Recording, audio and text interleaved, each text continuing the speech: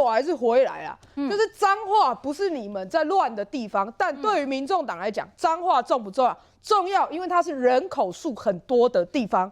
但是你黄国昌就是没有能力，柯文哲也没有能力，在这个背后，会不会是因为你们有所谓的代表要选？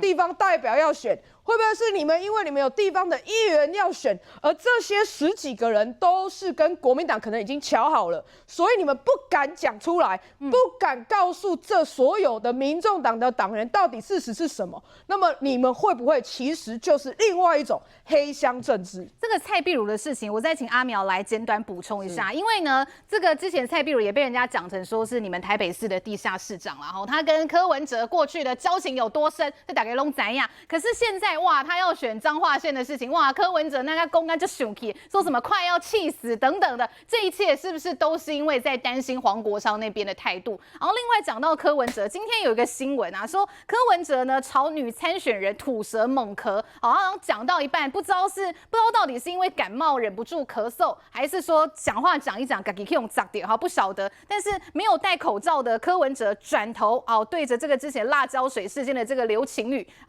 他转头，然后还呢，有一些画面是拍到稍微还有点吐舌头啦，这些在扫。然后这个刘晴雨本来的态度是很开心的，看到阿北这样子，立刻收起那个笑容，那个画面之尴尬这个等一下大家可以来看一下。阿苗，这个是柯文哲啦柯文哲呢，这个比较简单，先讲他在遇到了困难的问题的时候会用很多方式转移焦点。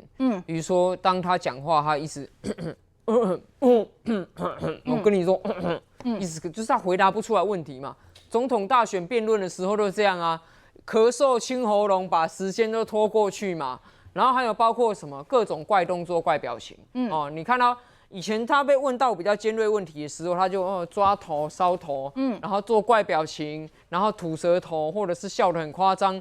这样子焦点自然转移了，因为大家都会说你看他做这什么怪表情，看他做这什么事情，所以他这个吐舌头、咳嗽其实是一个惯用的招数啦。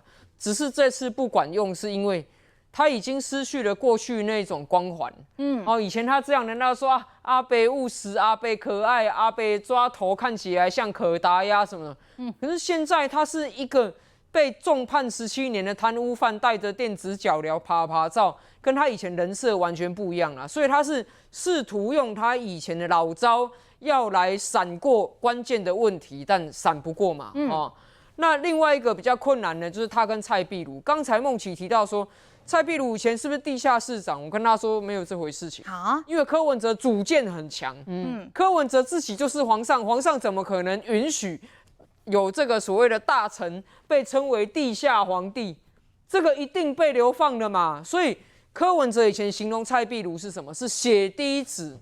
他的血滴子出去呢，是要把人家监视，是要把人家这个铲除的。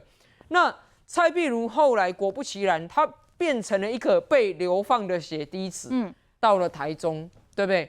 那柯文哲他用人的这个习性通常是这样，他用人他不是看你忠不忠心，他也不是看你有什么能力，他是看你能给他多少好处。那所以忠心，蔡壁如难道不忠吗？跟陈智汉跟那些其他的比起来，蔡壁如跟他柯文哲30几年。跟最久的一个老陈，难道不忠心吗？你的想西东啊，想西东的担心现在的利益不够大因为蔡壁如的存在没有办法帮柯文哲去拉他的那种什么网络选票，没有办法去帮他炒流量，帮他炒网络上面的声量。蔡壁如对柯文哲来讲，够做啰嗦。蔡壁如会一直叫柯文哲这个不要做，那个不适合，对不对？柯文哲觉得为什么我要留你在我旁边，叽里呱啦，我把你放到台中，丢到彰化去，耳根清净。但是他也不会完全切割为什么？因为他还要看，说不定未来这个人还产生剩余价值上次被流放去台中怎么样？后来在台中，蔡壁如找了一个地盘选立委，对不对？选完立委之后呢，立委虽然没当选，但票还是开得不错还可以啊。有没有加持到柯文哲的总统票？多多少少嘛。后来变成怎么样？变作卢秀燕的市政顾问，大家还记得吗？当时柯文哲还认为说，这也许是蓝白合柯文哲跟卢秀燕的一个桥梁嘛，所以他不会把蔡壁如丢掉，是因为蔡壁如随时可能产生剩余价值，他会捡回来去享受蔡壁如的剩余价值。选彰化县长也是啊，柯文哲说这个快要气死，这个在搞什么？但是他也没有说蔡壁如违纪参选开除党籍，他也没有这样哦。他就是保持着一个，我不是就要去选，他这样他快气死。但是闭一只眼会睁一只眼啊。他来看，蔡壁如，说不定如果他可以威胁到国民党，不一定要第2名啊，他可以拿10%，他可以拿15%。记得柯文哲以前曾经讲过吗？他说，我成立这个党不一定能当选，但是可以决定谁会落选，谁不当选。蔡壁如现在也是这个角色啊，所以未来，他会把蔡壁如当成是一个被冷落的筹码，他不会去顾他怎么样，他甚至会，这不奇怪。但是如果能够用这个筹码去换郑丽文来跟他谈，不亦乐乎啊！大家搞清楚，柯文哲这个人看人不是看能力，看人也不是看忠诚度，看人是看可被利用度。所以为什么他会对于那些退党呢？没啥后悔。因为他就觉得那些退党呢，已经没有什么可被利用的程度了。过去他曾经讲过别人，他可能讲苏立琼一些功臣，他说离开的人东西没汤丢，没得抽才离开。但其实他讲别人某种程度上是反映他自己的内心啊。他所切割的人实际上是因为已经没有剩余的利益或好处，所以予以切割。像蔡壁如这种他会把它当成是弃之可惜。虽然现在用之无味但是还是会把它 keep 住一段时间啦。公丢在蔡壁如来，一中哥这边来补充不是，如果蔡壁如柯文哲说也被选管定，他气死，对不对？可是按照民众党的规则，你在嘉义市、你在新北市、你在宜兰县，是不是就比蓝白嘛？蓝营先整合一个，然后再比蓝白，赢的就大家共推嘛。所以蔡壁如很单纯的说，我是民众党员，我争取蓝白合的机会嘛，我跟嘉义跟彰化的国民党比民调嘛。柯文哲不要，对不对？就柯文哲的另外一边，我在想他是不是因为另外一边他不敢跟国民党比民调。这边竹北市长他们已经直接征召邱成元。对，现在国民党有4个登记要参选，国民党有3个议员跟1个市代会主席，他们要登记参选，他们要比蓝白合民调。我跟你讲啦，因为那4个都在地3个议员，其中2个是妙天的那个信徒，那一个是国民党的议员啊，所以3个国民党议员，还有1个是竹北市代会主席，这4个都是在竹北基层非常雄厚的。结果你知道民众党多 low 吗？他光提邱成元这件事，他们里面就因为民众党在竹北市其实竹北有一个县议员叫林硕燕，他不让他比民调，他直接征召邱成元，他不让他们连党内民调都不比呢。现在就是跟高层关系邱成元听话嘛，当初选基隆市柯文哲叫他不选，他就不选嘛，让给谢国良，虽然很听话嘛，就是这个听话的咖，然后现在就直接让他第一个不跟民众党自己比初选，第二个柯文哲你看没办法一直等国民党就一直说。我不想跟国民党比民调了，因为跟国民党比民调，我的邱成元会输啦。蔡壁如是不是很好的筹码？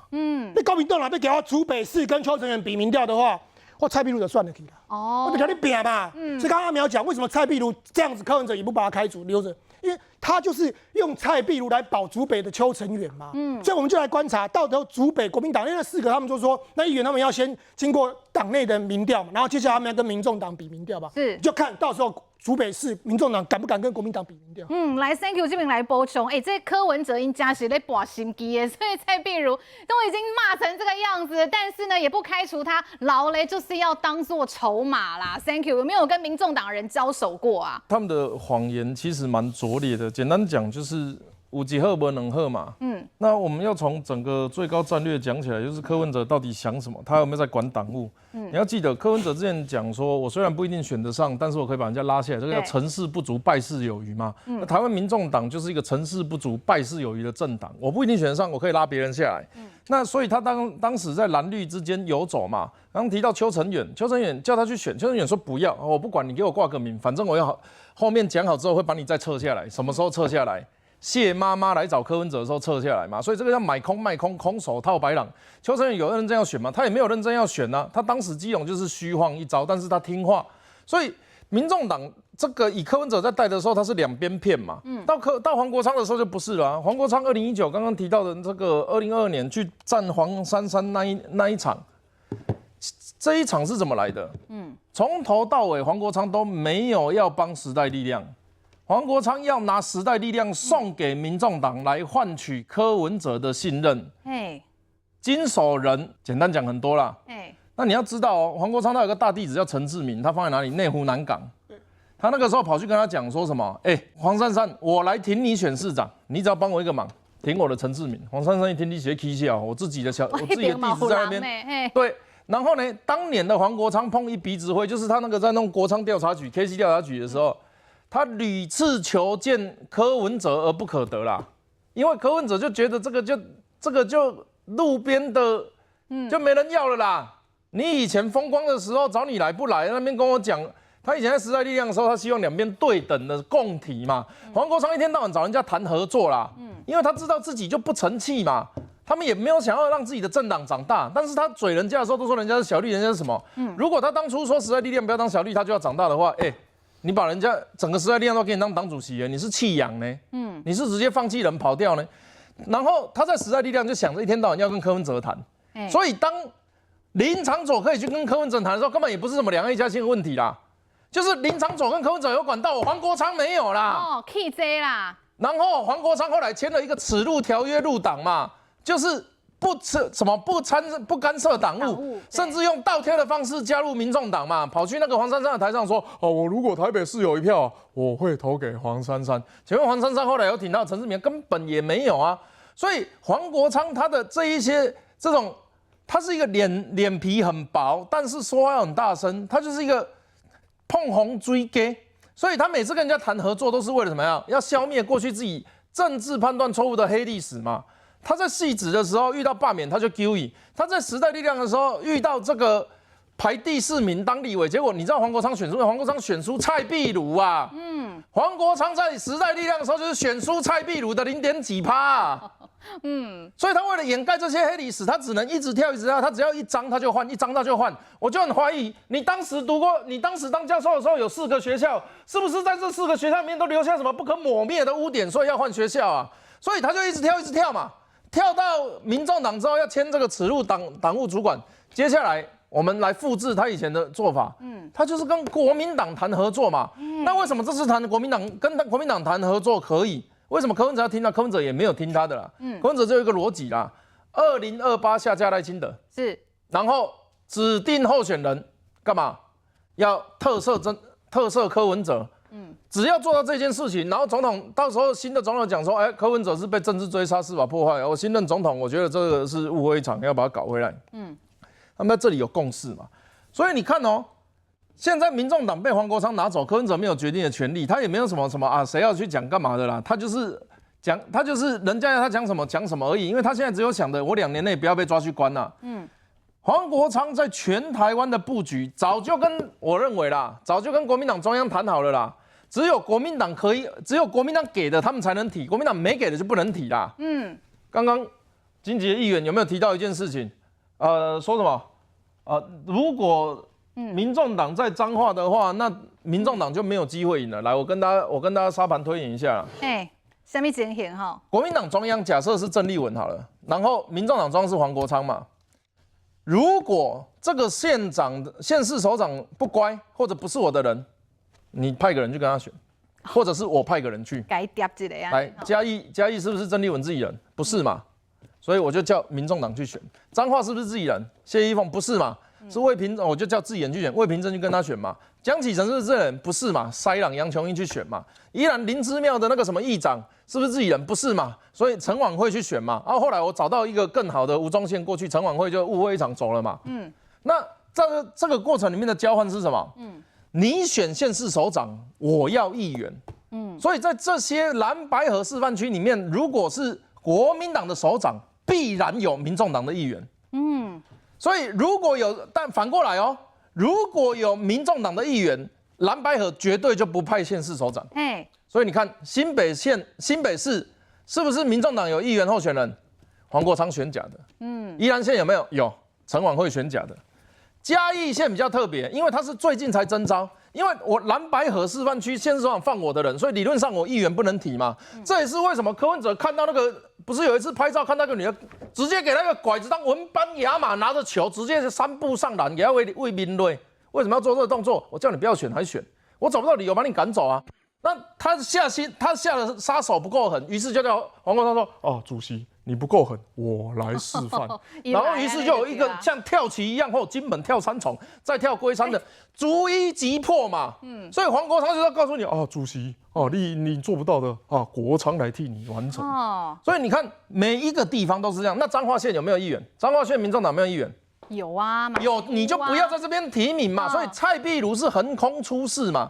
那逻辑很简单，既然要谈蓝白合，对，所有的地方都要合嘛。我简单讲啊，民众党现在的提名策略是国民党决定的啦。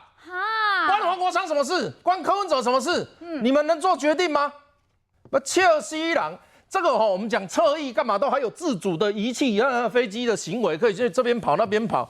我就问你，你有没有看到任何一个选区，民众党跟国民党在对骂的？吴怡轩跟运小有对骂吗？陈世轩有去找那个什么国民党的议员来对骂吗？有没有？你们同质性比较强你骂赖清德，民进党的票不会投给你然后每一个都在那边慢性自杀我跟他同质性强，所以我们2个都好朋友，希望他把我每一张票都吸走这样子根本都违反选举的策略，所以他们只能找听话的他们只能找选输了不会不甘愿的如果那个什么系职的主委啦，那边的区主任那边的挂处理啦。你的票加起来比我较侪，我够聪明的，会看你，我民主要排队。民众党的提名策略是国民党决定的啦，演戏有够难看的没关系，你们爱演就演，我也不会去讲你们小人侧翼什么网军都还有自主能力，你们这个就跟寄生虫一样吐丝子，这有什么好看的？